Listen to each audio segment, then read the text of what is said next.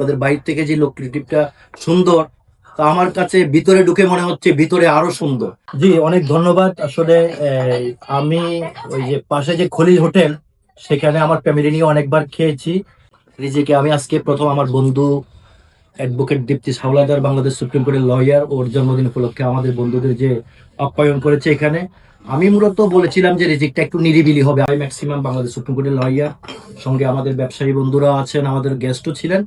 সবাই আপনাদের আপ্যায়নে আমরা অত্যন্ত খুশি, এবং আমরা যে পরিবেশটা পেয়েছি আসলে এরকম একটা পাবলিক প্লেসে, মতিঝিল এলাকার মতো জায়গায় এরকম সুন্দর পাওয়া আমরা আশা করিনি।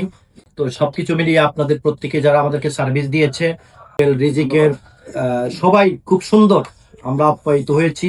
আপনাদের চা, মিষ্টি, রসগোল্লা, এভরিথিং আমার কাছে এক্সিলেন্ট লেগেছে, এবং আমরা যা চেয়েছি বাংলা খাবার সেটাও খুব ভালো লেগেছে। রূপচাঁদাটা অনেক মজা কিন্তু না, তোরা কি বলিস? হ্যাঁ, রূপচাঁদাটা দারুণ হয়েছে, অনেক মজা ছিল, রূপচাঁদাটা খুব সুন্দর হয়েছে।